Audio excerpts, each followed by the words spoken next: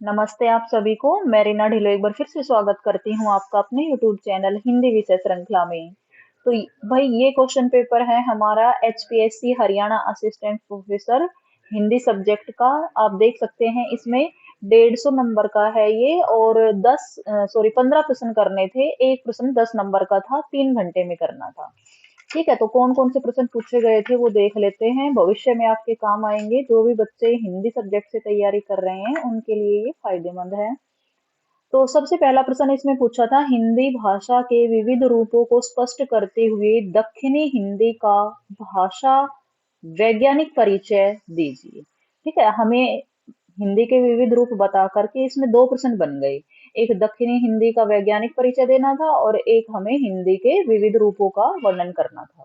10 number का था, दोनों 5-5 के हो गए। फिर देखते हैं दूसरे नंबर पर, सूफी काव्य में अभिव्यक्त सांस्कृतिक समन्वय की चेतना का आलोचनात्मक मूल्यांकन कीजिए। तो सबसे पहले हम बताएंगे कि सूफी काव्य किस तरीके से हमारे भारत में आया, कौन कौन से संप्रदाय थे। जैसे चिश्ती संप्रदाय था, कादम्बरी था, सुहरावर्दी था, नक्शबंदी था, और यहाँ आकर के उन्होंने किस प्रकार से हमारी संस्कृति को प्रभावित किया वो बताएंगे। 10 नंबर का था ये भी। फिर देखते हैं, भारतेंदु युगीन हिंदी पत्रकारिता की अंतर वस्तु के प्रमुख बिंदुओं पर विचार कीजिए। तो उसमें सबसे ज्यादा तो स्वतंत्रता संग्राम में भागीदारी थी, लोगों को जागरूक कर रहे थे, वो मनोरंजन कर रहे थे, व्यंग्यपूर्ण रचनाएं लिखी जा रही थी उनमें।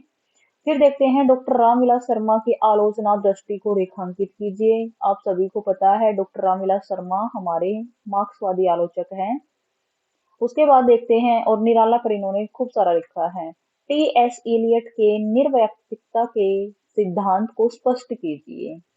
कि जो टी एस इलियट एक पाश्चात्य काव्यशास्त्री हैं, तो इन्होंने जो निर्वैयक्तिकता का सिद्धांत दिया था वो स्पष्ट करना था, कि कविता मात्र कवि की अभिव्यक्ति नहीं है बल्कि व्यक्तित्व से पलायन है। वो वाली कोटेशन इसमें आ जाती।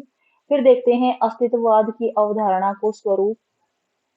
अवधारणा और स्वरूप पर विचार कीजिए। अस्तित्ववाद के बारे में बताना था। पदावली के आधार पर सिद्ध कीजिए कि विद्यापति श्रृंगार के विलक्षण कवि हैं। ठीक है, उनको श्रृंगारिक कवि कहना उचित है। उत्तरकांड में तुलसीदास वर्णित कलिकाल की अवधारणा का निरूपण कीजिए। तो इसमें आपको बता देने थे उन्होंने क्या क्या इसमें दिखाया था उत्तरकांड में। नागमती का विरह वर्णन हिंदी भक्ति साहित्य में बेजोड़ है, मूल्यांकन कीजिए। नागार्जुन की काव्य भूमि विपुल है और विषम भी, उदाहरण सहित विचार कीजिए। तो विपुल है, विषम है, क्योंकि वो घुमक्कड़ी प्रवृत्ति के थे। उसके बाद है, अंतर वस्तु के संदर्भ में राग दरबारी उपन्यास के शीर्षक की सार्थकता पर विचार कीजिए, कि यह जो शीर्षक है किस प्रकार से उचित है। गैंग्रीन स्त्री का जीवन को यांत्रिकता में बदलने की वास्तविक कहानी है, विचार कीजिए। ध्रुव स्वामिनी नाटक के आधार पर प्रसाद की नारी चेतना को स्पष्ट कीजिए। कविता क्या है, निबंध के आधार पर आचार्य रामचंद्र शुक्ल की निबंध शैली की विशेषताएं बताइए। प्रेमचंद घर में रचना के आधार पर प्रेमचंद की छवि को रेखांकित कीजिए।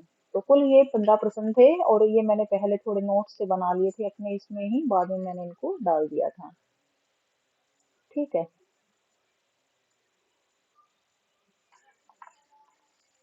और अगर डिटेल से आपको ये क्वेश्चन पेपर समझना है, पढ़ना है, तो आप कमेंट में लिखकर मुझे बता सकते हैं। आशा करती हूँ जानकारी आपको अच्छी लगी होगी। धन्यवाद।